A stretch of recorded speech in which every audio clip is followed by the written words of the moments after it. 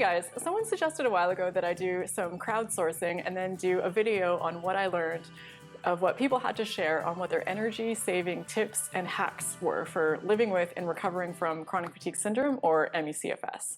And I thought, what a great idea. So that's exactly what I did. For those of you that don't know me, my name is Raelan, and I lived with chronic fatigue syndrome, or ME/CFS, for about 10 years before finally fully recovering. And now I share a bit of my journey, the journeys of others, some of the research that's out there, and anything else I can think of that I think might be helpful. So, energy saving hacks with ME/CFS.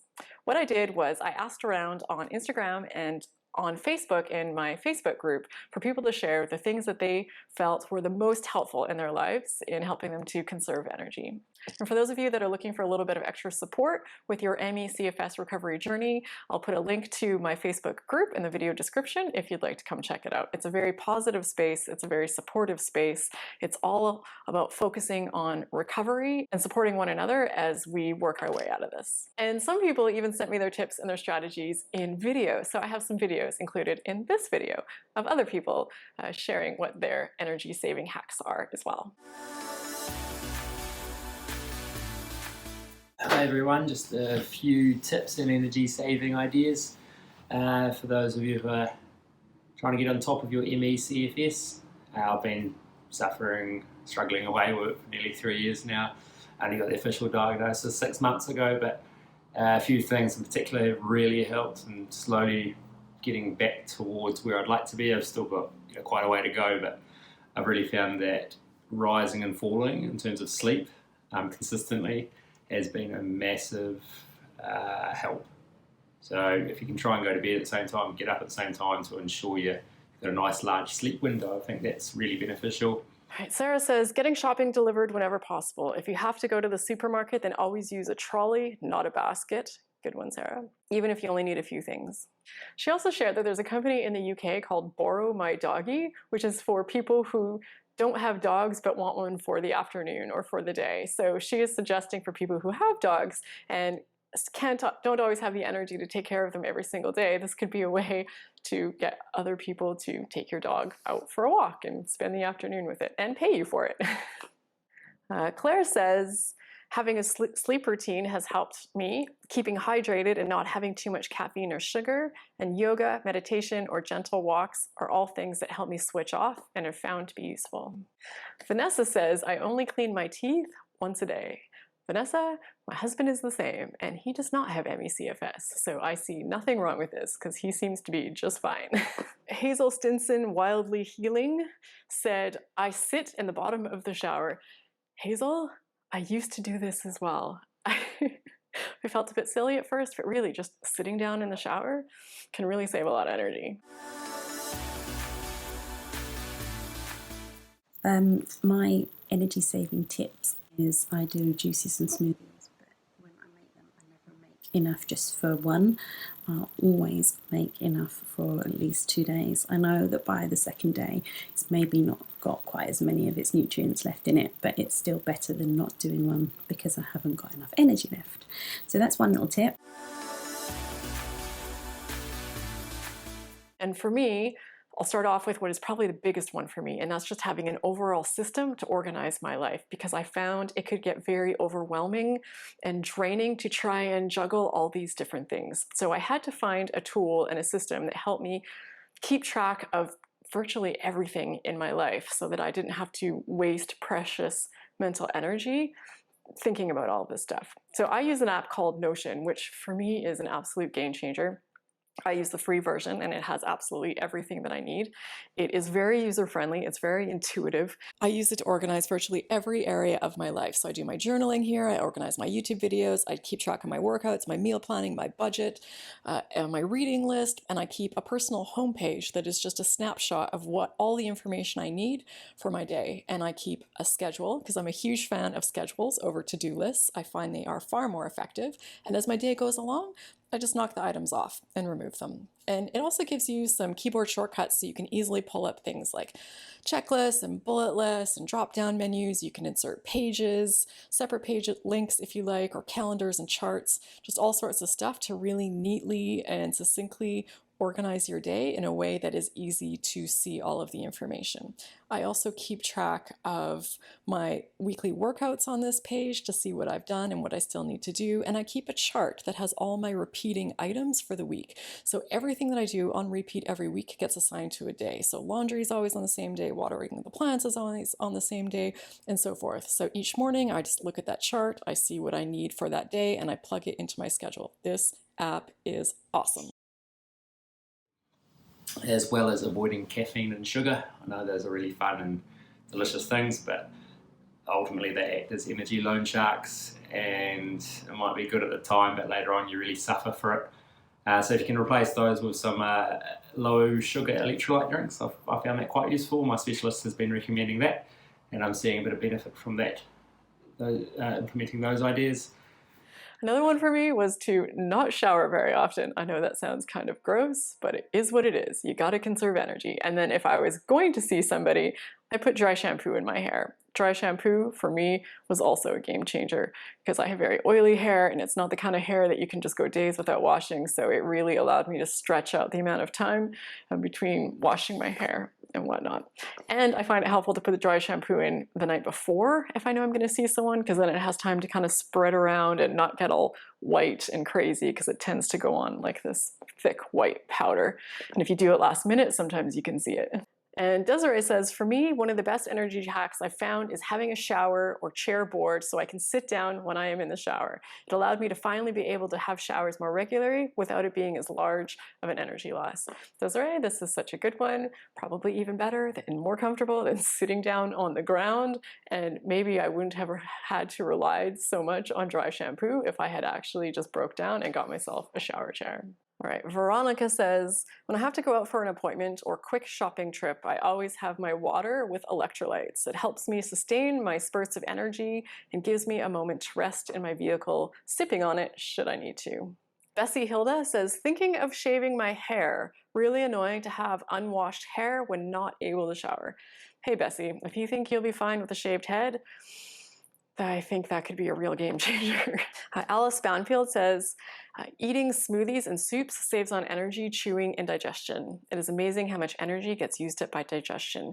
I completely agree. And on days when I was feeling especially rough, eating blended foods, during crashes or symptom flares was one of the things that I did to help myself get out of it. Just easing up that load on our body with digestion and elimination, because it takes a ton of energy. So here's some energy conserving hacks I found useful for doing the dishes. Number 1, if you can delegate the dishes, do that. Number 2, if you can afford to have a dishwasher, get one of those.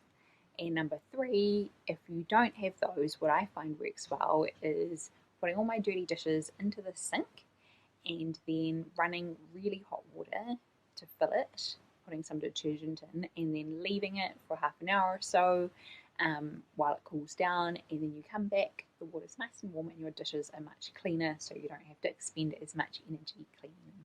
Another one for me is bulk cooking. So anything I make in bulk, because I find if I'm going to put in the effort to make something, say a soup or a stew or whatever, it's not that much work to make a bigger quantity of it when I'm already in the kitchen chopping things and so forth. So I make a double or sometimes even a triple recipe, and then I freeze a bunch of it in smaller containers, so I have these ready-made meals to go on days for when I'm not feeling up to cooking. I'll fill up a big bottle of water or a flask of herbal tea or something, so I don't have to keep getting up and down to get drinks.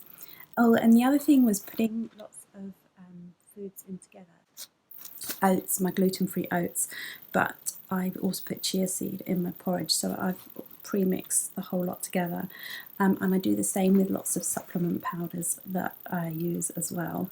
So I'll put in things like, what do I put in? Things like spirulina, various other like nutritious powders, protein powders and things, and I'll mix them all in together in one pot so that I haven't got to keep getting out lots of different packets and measuring out different packets each time. So I do that for my smoothies as well. Tommy F. White 3 says, just having food ready to go. Raw fruit if you can handle it. I also find that when you go grocery shopping, just loading up on a few healthy pre-made options, if your grocery store has this, and keeping them in your fridge can be really handy also. So if there's a day where maybe you're not even up to, chopping or preparing a very simple meal, you have something that you can just pull out of the fridge and it's ready to go. I know it's really hard, but if you're just not sure, if you're up to doing something, then just don't do it. It's hard, and you've got to keep your ego in check, and that is really difficult. Because you always get in the comparison mindset of, I used to be able to do these things, but if in doubt, don't. Tough one, but one that you've always got to work on. Right. Miriam says, whenever I need more energy, I do breathing exercises or hear relaxing music. I try to make some activities and breaks in between. I also found that easing up on my cleanliness standards was hugely helpful because I like things spotless all of the time. So my tip would be that if you usually clean your home every week, stretch that to every second week. And then from there, see if maybe you can go every third week. Just keep pushing that boundary of what you're comfortable with, and it can also save you a lot of energy. And of course, pay whatever you can afford to pay for. If you have the money for it, to pay someone to come clean or to deliver groceries or do laundry or whatever, just pay for it and don't feel guilty about it. I think a lot of us feel guilty about spending the money, but there is no need. And trust me, even if you have guilt that first couple of times, you'll get over it really fast. Because it is amazing. It is totally amazing. To this day, I stand by this. If I have the money and I can pay someone to do this stuff for me, I'm gonna. Karen says, I try to limit my trips around the house. So take jugs, bottles of water to my bedroom, supplements and snacks, for example, so I don't have to make extra trips. I've stopped ironing my clothes and get a cleaner if possible. I used to use all my energy on cleaning. It's literally a lifesaver, even just an hour a week. Oh, amen, Karen. I completely agree. Rachel says, pacing. I know I need a balance of doing little activities, but as soon as I get to the point that I've had enough, I stop. I used to try and push through, but learned the hard way that that just means you crash and are out for longer. Oh, and Rachel also says that getting up and going to bed at the same time every day is hugely helpful for her. And Kathy says, sitting to cook and pacing in between activities. Pacing, big theme coming up here. Setting timers has been helpful as well. Since I can't walk far, if I want to go to the park, my wheelchair has helped a lot with that. All solid stuff, Kathy. Timers were really helpful for me too. It's really tough with pacing, I think, to not overdo it, whether it's visiting a friend or just anything, time on social media, whatever it might be. I find if you decide in advance how long you're gonna do it and set a timer, and then that timer goes off and it's an audible signal to interrupt what you're doing and help you to have that self-control to not go too far, it can be a really good thing. It's something that my grandma always used to call the spit and a lick wash. She got it from cats who, they'll spit and lick to clean themselves. It's a spit and a lick wash. The days you don't want to have to bother showering, but you also don't want to stink, it was literally a flannel with a bit of soap, pips and bits. Done. That's it, spit and a lick wash. Now, a few more of the things that helped me during my recovery are just some really simple things that could be game changers. For example, I always carry a purse or a bag with me everywhere I went, and I learned to get a very light one and then only keep the absolute essentials in there, because I don't know about everybody else, but mine tends to be a place where things can accumulate, and I start carrying things around that I really never use. So keeping that as light as possible was a real game changer for me. And Saheen Kaptan says, mindset. Believing in yourself and banishing repetitive negative chatter, as this also takes energy. This one to me, Saheen, is huge and something that I'm still working on. I cannot believe the amount of negative chatter that is in my brain throughout the day, and the simple practice of just catching it quickly when it's happening and then switching that thought with something more helpful, something more conducive to healing, can really, really be helpful. And Saheen Kaptan also says, make a list of what you need to do and prioritize, and know you are enough and have self-worth even if you don't do it all. Really, really good stuff. And also to get support and delegate what you can. Let go of stuff that's not so important and learn to not worry about the small stuff. Clean house is not so important. So many of us have trouble getting over this one, but it's a big one. Getting some heat, exposing yourself to some heat or some in the form of like heat packs or saunas or hot showers, I find pretty helpful, as well as compression layers. Just takes away 5 to 10% of a bit of pain away if you're suffering from those horrible aches. All right, Lorraine Evans says, when staying in touch by telephone with friends, etc., I always use speaker and lay down. No sense wasting physical energy standing. She says, this has made a big difference and allowed me to talk longer. I never thought to use a speakerphone. That's a really good idea. Okay, this one is from Lauren. Lauren says, rest before you become tired. Oh my goodness. Oh, there should be master classes on this topic alone. This is such a tough one, but such an important one, isn't it? She says, I know it's tricky to rest when you feel like you have energy, but it's essential to building yourself back up. Meditation as well. It always restores some level of energy for me. And I've been going to bed and getting up at the same time for 6 months, and it has helped me incredibly. I struggled with the last one, the consistent bedtime, because the amount of rest and sleep my body needed seemed to vary day to day, week to week. So I was pretty close to being recovered before I was able to manage a consistent bedtime and getting up. But now that I feel well, it is really important for me to keep up that consistency. So I'd be curious, maybe share in the comments if what your experience is. Does it work for you to try and have a consistent bedtime and consistent wake up time, or does it add more stress trying to stick to that? Because we seem to have a bit of varied experiences with that one. All right, the Health Sessions says that planning is my #1 strategy. I am with you, Health Sessions. I would love to know what your planning strategy is. She says also to reduce mental overload and ordering groceries, clothes, and presents online. And for cooking healthy meals, I love oven tray bakes and batch cooking for bad days. The Health Sessions, it seems we are very much on the same page. I'm with you on every one of those things. And then the last one was, if you have children, and depending on their ages, utilize them. I have been known to message or phone my kids on WhatsApp from my bed and say, please, could you give me a drink? All right, Red Flame Autumn Leaf says, I don't do mornings, no early coffee dates or appointments if I can. A long sleep does so much for me, and planning rest times after activity. I was the same. Mornings were a no-fly zone. Brittany Taste says, removing guilt from my thoughts while I put my health first has saved me a ton of energy. She says, when I finally told my family, mom comes first right now, no matter what. She's got periods between each word. She's very serious about this. Good for you, Brittany. I released all guilt that comes with not putting my family first. I didn't realize what an energy drainer judging and guilting myself for not being able to really function was. That just gave me goosebumps. To all you mamas and papas out there, I have nothing but love and respect for you. This has got to be exceptionally tough when you're trying to balance a family. And ultimately be kind to yourself and be patient with yourself, because it's a really long-term game. It's a massive marathon, and I'm maybe halfway through it. And it's going to be, the rest of it's going to be tough. But I think just some of those ideas and being patient with them and being kind to yourself can really help things in the long term. And that's what this is. It's a long-term battle. And just to finish this off, I'll end with something that was shared by someone named Shai. It's a list that comes from Dr. MYHILL out of the UK, and it's 95 tips for saving energy. So I'm not going to go through all 95, but I'm just going to share with you what I found to be my favorite top 3, and then I'll link the full list in this video description if you want to check it out.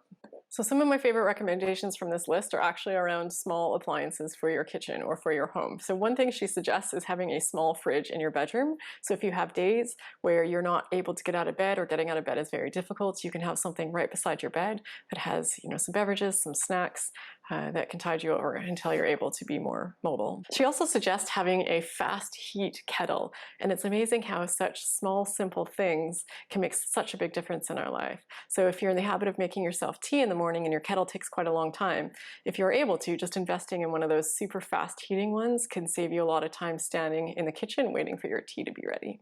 She also suggests the NutriBullet for smoothies, which is a good one because if you're using a blender for a lot of your blended foods, the cleanup, it's a lot more cumbersome and it's more dishes for you to deal with, but the NutriBullet is really small and the cleanup is really minimal. Another tip from this list from Dr. MYHILL, which I think is a good one, something I never really made use of, is having as many things as possible, either voice controlled or on remote control. So if you can manage things like fans or lights or whatever to be connected to something that doesn't require you to get up to control them, that can be really helpful. You know, something I really need to start embracing, because this seems to be the way of the future, or the present, I'm just a little behind, but these things like Alexa or Google Home, these things that, you know, control your home by voice. And for people who struggle to move around, I could see these being a really good investment if it's something that they're able to manage.